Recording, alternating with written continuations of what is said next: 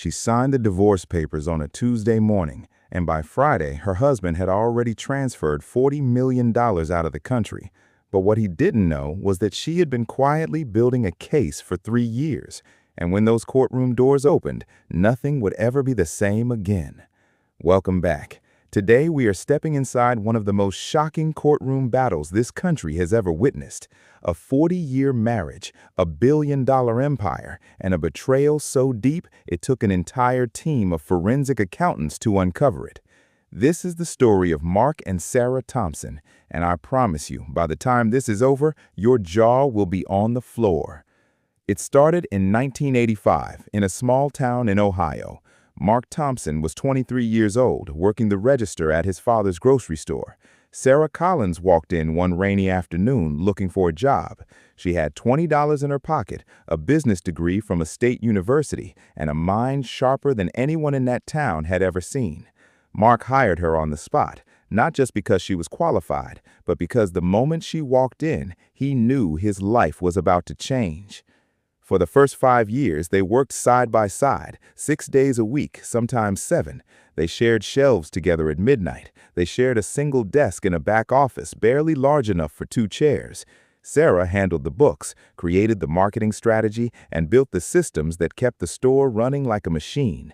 Mark handled the people. He had a gift for it. Customers loved him. Suppliers trusted him. Employees would do anything for him. Together, they were unstoppable. By 1990, they had 3 stores. By 1995, they had 20. They got married in 1992 in a small ceremony with 40 guests. No fancy venue, no designer dress. Sarah wore her mother's wedding gown and said she wouldn't have it any other way. People who were there that day said it was the most genuine wedding they had ever attended. 2 people who built everything from nothing, choosing each other in front of the people who mattered most. By 2005, Thompson Retail Group had over 200 locations across 12 states.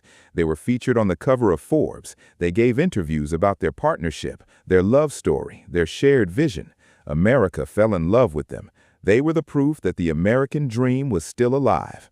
Hard work, loyalty, love. It all seemed so simple when you looked at Mark and Sarah Thompson. But behind closed doors, the story was very different. What the cameras never saw was the growing silence at the dinner table, the separate vacations, the business decisions made without consultation, the slow erosion of a partnership that had once been the foundation of everything they built. Mark had changed. Success had changed him. He surrounded himself with new advisors, younger executives, people who told him what he wanted to hear. Sarah began to feel like a stranger in the company she had helped create. In 2018, Sarah discovered something that stopped her cold. While reviewing a financial report, she noticed an irregularity, a series of transactions small enough to avoid immediate attention, but consistent enough to form a pattern. She dug deeper. She brought in an outside accountant, and what they found over the next 6 months would become the center of one of the most complex financial fraud cases in Ohio court history. Mark Thompson had been systematically moving money out of the company for years. Shell companies in Delaware, offshore accounts in the Cayman Islands, real estate purchased under names that had no obvious connection to the Thompson family. The total amount, by the time investigators finished their work, was estimated at over $40 million. And the timing was not a coincidence, because while Sarah was quietly building her case, Mark had already spoken to a divorce attorney. He filed first. In March of 2019, Mark Thompson filed for divorce citing irreconcilable differences. He expected it to be straightforward. He had already moved the money. He had already restructured his ownership stake in ways he believed would protect his assets. He had a team of the best attorneys in Ohio. He thought he was untouchable. He was wrong. Sarah had spent 18 months preparing. She had copies of every transaction. She had testimony from 3 former employees who had been asked to sign documents they didn't fully understand. She had a forensic accountant who could trace every dollar through every shell company back to Mark Thompson's personal accounts. And she had something even more powerful. She had the truth. The case went to trial in January of 2020. The courtroom was packed every single day. Journalists from every major publication in the country were present. Legal analysts called it the most complicated marital asset case they had seen in decades. The Thompson name, once a symbol of success and integrity, was now being spoken in the same breath as fraud, deception, and betrayal. On the first day of trial, Sarah's lead attorney stood before the judge and laid out the case in precise, devastating detail. She told the court that this was not simply a divorce. This was the story of a woman who built a billion-dollar company with her own hands, only to watch her husband attempt to steal it from her in the dark. She told the court that every dollar Mark Thompson had moved, every account he had hidden, every document he had falsified would be presented with complete and undeniable evidence. Mark's attorneys pushed back hard. They argued that the financial restructuring was a legitimate business strategy. They claimed that Sarah had been less involved in the company in recent years and that Mark had been the primary driver of its growth. They tried to paint her as a minority contributor to a success that belonged, in their telling, primarily to him. But the evidence told a different story. The forensic accountant took the stand for 3 full days. She walked the court through every transaction, every shell company, every offshore transfer. She showed how the money had moved, when it had moved, and where it had gone. She demonstrated that the transfers had begun almost immediately after Mark first consulted a divorce attorney, long before he filed, long before Sarah had any official warning that the marriage was ending. Then came the testimony that changed everything. A former executive vice president, a man who had worked for Thompson Retail Group for 11 years, took the stand and testified that Mark Thompson had personally instructed him to backdate documents related to the company's ownership structure. He testified that he had raised concerns internally and had been quietly pushed out of the company 6 months later. He had kept copies of everything. The courtroom went silent.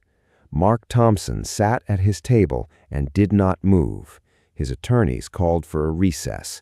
When proceedings resumed, the energy in the room had shifted completely. Everyone present understood that what they had just heard was not a minor detail. It was the kind of testimony that cases are decided on. The judge overseeing the case was known for her patience and her precision.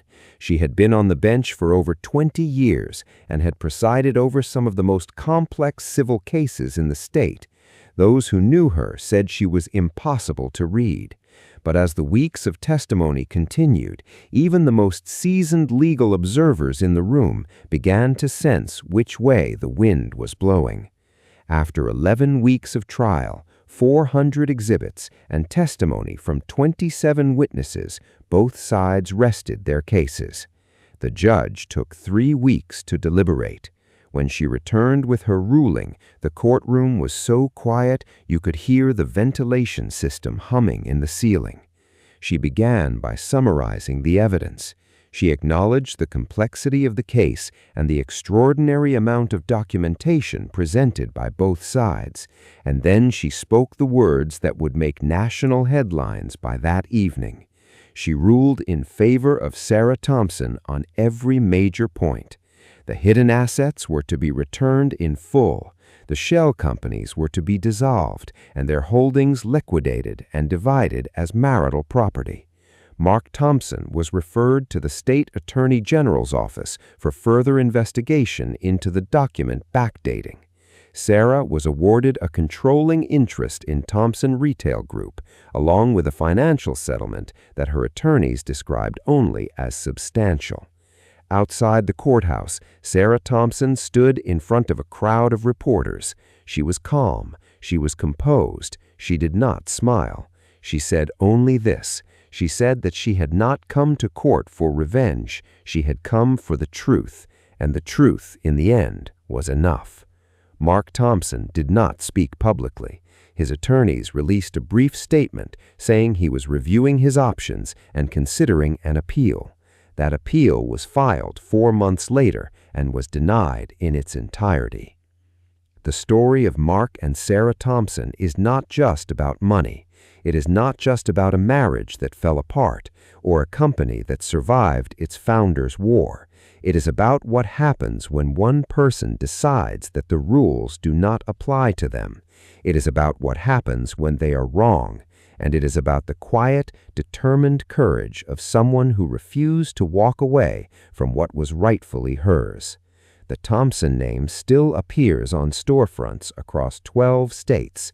The company continues to operate, but the couple whose love story once inspired a nation now exists only in old magazine covers and courtroom transcripts. And somewhere in Ohio, on a Tuesday morning, a woman signed her name on a document that gave her back everything she had built. This time, no one could take it away.